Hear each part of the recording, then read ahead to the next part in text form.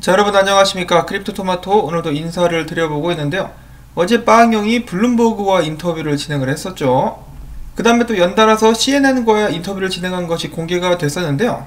그 인터뷰에 관련해가지고 여러가지 좀 논란이 있다라고 하네요. 제가 트위터를 확인해봤을 때는 뭐 그렇게까지 큰 논란이랄 것은 없었는데, 시청자 중에 한 분께서 논란이 생길 수가 있으니까 이 부분을 시청자분들과 공유를 해주시면 좋겠다라고 말씀을 해주시면서, 특히 이제 XRP에 대해서 잘 모르시는 분들을 위해서 설명까지 적어 놓으셨습니다. 그러면서 제가 가장 우려하시는 부분이 인터뷰에 이 어떤 부분이 잘못 번역이 돼가지고 잘못 오역이 돼가지고 리플사가 소송에서 지게 되면은 XRP를 버릴 것이라는 식으로 이제 기사를 썼다라고 이야기를 하셨는데, 이 문제 부분을 한번 또 살펴보도록 하겠습니다.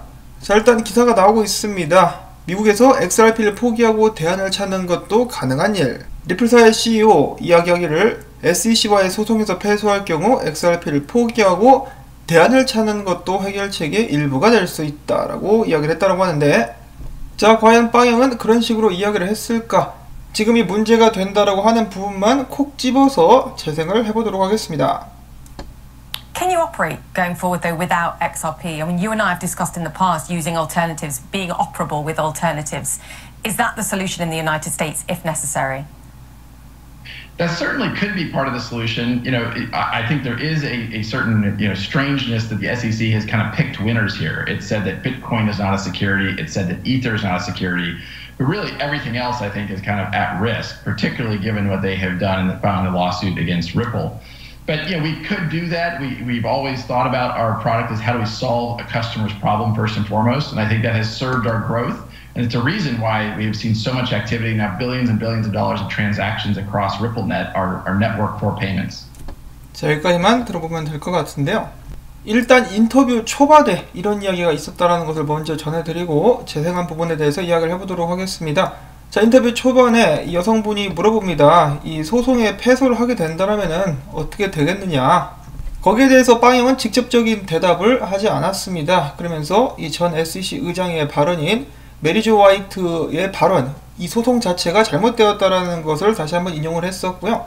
리플사는 계속해서 파트너십을 체결하고 있으며, 리플사의 네트워크 같은 경우 미국 외에서 미국 밖에서 빠르게 발전하고 있다.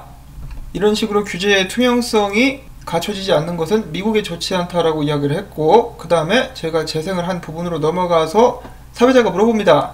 자, 우리가 전에 이야기를 한번 한 적이 있었는데 리플사에서 XRP 말고 다른 대안을 활용하는 것도 가능합니까? 꼭 그래야만 한다면은 미국 내에서 XRP 없이도 사업이 가능하겠느냐라고 물어보니까 빵형이 대답하기를 그렇게 될 수도 있겠다라고 답을 합니다. 미국 내에서만 그런 방법이 활용될 수도 있겠다라고 이야기를 해요. 그러면서 SEC는 미국 내에서 암호화폐 승자와 패자를 선택하는데 그것은 굉장히 이상한 것이다. SEC가 리플사에 대해서 XRP에 대해서 어떻게 대처하는지를 보면은 비트코인과 이더리움 외에도 다른 암호화폐들도 전부 다 위기라고 볼 수가 있겠다. 그렇지만 리플사는 고객들을 위해서 최선을 다한다. 그렇기 때문에 미국 내에서 고객들이 필요로 한다면은 그것에 한정해가지고 미국 내에서만 XRP 대신에 다른 대안을 활용할 수도 있겠다. 그것이 가능하다라고 이야기를 합니다. 자, 그런데 이런 부분을 그렇게 심각하게까지 생각할 필요가 없는 것이, 일단 소송 결과가 나온 것도 아니고, 소송 결과가 나오게 된다라면은 부정적으로 나오게 되면은 미국 내에서는 당연히 XRP로 사업을 못 하겠죠. 그러면은 뭐 어쩔 수 없이 미국 내에 있는 고객들을 위해서는 XRP 외에 다른 대안을 활용하는 것도 가능하겠다라고 이야기를 하는 것이 뭐 그렇게 큰 문제가 될 것 같지는 않은데요. 그런데 이제 이런 부분을 오역을 하게 되면은 리플사가 가차없이 XRP를 버린다, 뭐 이런 식으로 이것을 날조해가지고 퍼뜨릴 수는 있겠습니다. 근데 가차없이 버리는 게 아니라 못쓰게 하는데 어떻게 해요? 그리고 그것은 패소했을 때, 최악의 상황이 나왔을 때를 가정 중에 가정을 하고 그냥 빵형이 지금 뭐 그럴 수도 있겠다라고 이야기를 하고 있는 것이죠. 그래서 중요한 것은 이 소송에서 긍정적인 방향으로 결정이 나는 것이 일단 가장 중요한 것이라고 볼 수가 있겠습니다. 그 이후의 일은 그때 가서 또 생각을 해야만 되겠죠. 자, 그리고 이 인터뷰 뒷부분도 잠깐 살펴보도록 하겠는데요. 빵형은 이야기하기를 이번에 SEC의 소송은 괴상하게 개인들을 타겟으로도 하고 있으며, SEC는 주장하기를 리플사와 빵형 등등이 불법적인 증권을 판매하는 것을 인지하고 알고도 나쁜 의도로 이런 식으로 사업을 꾸려왔다라고 주장하지만은, 그러나 막상 SEC가 법원에 제출한 서류를 확인해 보면은 SEC는 XRP 증권 여부에 대해서 그들 역시 확신이 들지 않기 때문에 법원이 판단해야 된다라는 식으로 모순적인 부분을 명시했다. 자, 그렇다면은 이렇게 법원이 결정해야만 하는 부분을, 그러니까 SEC가 XRP에 대해서 어떻게 생각하는지를 내가 어찌 미리 알 수 있었겠느냐. 즉 SEC 같은 경우는 그 지난 수세월 동안에 XRP를 증권이라고 단정짓지 않고 거래를 하도록 내버려 뒀으며 이제 와서 소송을 걸었는데 법원이 결정해야 될 문제다라고 주장을 하고 있으니 내가 그런 부분들을 어떻게 미리 알고 대처를 했었겠느냐라고 억울함을 호소하고 있는 것이죠. 자, 그러자 이 CNN의 앵커가 물어봅니다. 아니 빵형씨, 당신이 지금 받고 있는 그 혐의라고 해야 되나? 그 중에 한 가지가 이제 XRP를 많이 팔아치운 것인데 여기에 대해서 좀 속 시원하게 답변 좀 해주세요 라고 이야기를 했더니 빵형이 답하기를, 법정에서 나는 모든 것이 밝혀지기를 바란다. 지금 현재까지 세상은 한쪽 이 SEC의 의견만을 들어왔다. 리플사와 나는 암호화폐 업계에서 그 누구보다도 투명성을 유지해왔다. 그랬더니 앵커가 또 나중에 물어보기를, 그렇다면 빵형과 리플사는 감출 것이 없으니 당당하다라는 것인가요? 라고 이야기를 하자 빵형은 대차게 그렇다라고 대답을 하면서 리플사는 분기 보고서를 통해서 투명하게 모든 것을 공개를 해왔었다. 당당하게 공중파에서 대답을 하는 모습을 보여줬었고요.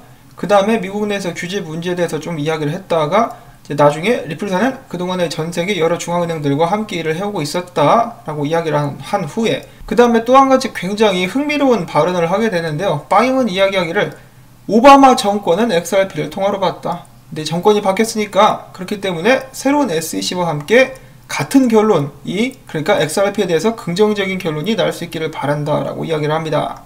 자, 이 정치적인 부분이 XRP와 리플 사이에 좀 많이 얽혀 있구나라는 것을 다시 한번 살짝 가늠해 볼 수 있는 그런 부분이었다라고 볼 수도 있겠는데요. 자, 확실히 리플사 같은 경우는 이 스웰 초청 인사들을 봐도 그렇고 이 왼쪽 이 정치적인 성향의 왼쪽 인사들과 좀 밀접한 관계를 맺는 듯한 그런 모습을 보여주기도 했었는데요. 내부에선 뭐가 진행되고 있는지 저는 정확하게 알 수는 없겠지만은 그럼에도 불구하고 리플사와 빵형의 발언 등등을 좀 들어보게 된다면 왠지 그들은 이번에 트럼프 정권이 물러나고 이 새로운 바이든 정부가 들어서는 것을 반기고 있다라는 그런 느낌을 계속해서 받아왔었는데요. 앞에서 언급을 해드렸다시피 내부적인 사항은 알 수가 없겠죠. 일단은 그냥 눈앞에 이제 들이닥친 거, 이 소송이라도 빨리 잘 끝날 수 있기를 바라봅니다.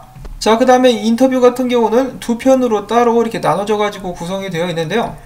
두 번째 편 같은 경우는 새로울 만한 정보는 없었습니다. 어제 블룸버그와 인터뷰를 한 데서 나왔다시피 비트코인에 대해서 좀 토론을 하고 이 에너지가 어느 정도 소모가 되는지, 그리고 빌 게이츠가 이 비트코인 결제에 대해서 탄소 배출량 등등을 지적한 것에 대해서 이야기를 했었고, 그 외에 특별한 내용은 없었으므로 이것만 설명을 드리면 될 것 같습니다.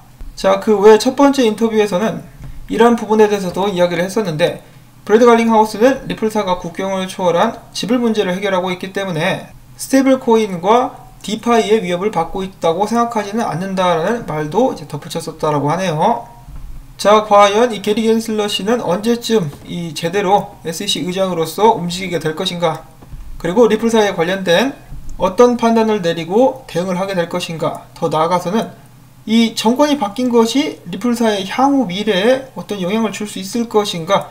원래 리플사가 해외로 나간다라고 그랬다가 그냥 미국에 다시 눌러 앉겠다라고 이야기를 하는 것이 정권이 바뀌었기 때문인가, 그런 부분들도 좀 흥미롭게 앞으로 지켜볼 수가 있겠네요.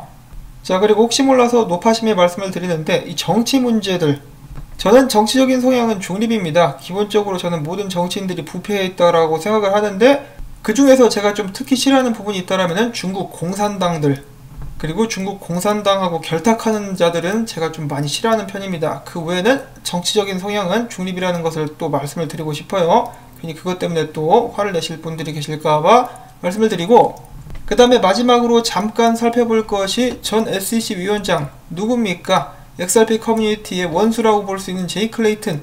그는 최근에 이 CNBC와의 인터뷰에서 비트코인이 증권은 아니지만은 그렇다라고 해서 그것이 규제되지 않을 것이라는 의미는 아니다라고 이야기를 했다라고 합니다. 자, 그냥 그렇다라고 하네요. 비트코인 관련된 이야기는 나중에 암호화폐 시간에서 또 다뤄야 되겠죠. 그냥 지나가는데 기사가 나와 있어가지고 잠깐 살펴보면서 자, 오늘 영상은 여기서 또 마무리를 짓도록 하겠습니다. 오늘 나온 소식들 여러분들께 좀 도움이 되셨다면 수고했다라는 의미에서 토마토밭에 치토스 던지기 광고 시청을 통해서 부탁을 드리면서 저는 다음에 새로운 소식 가지고 인사를 드리도록 하겠습니다. 안녕히 계십시오.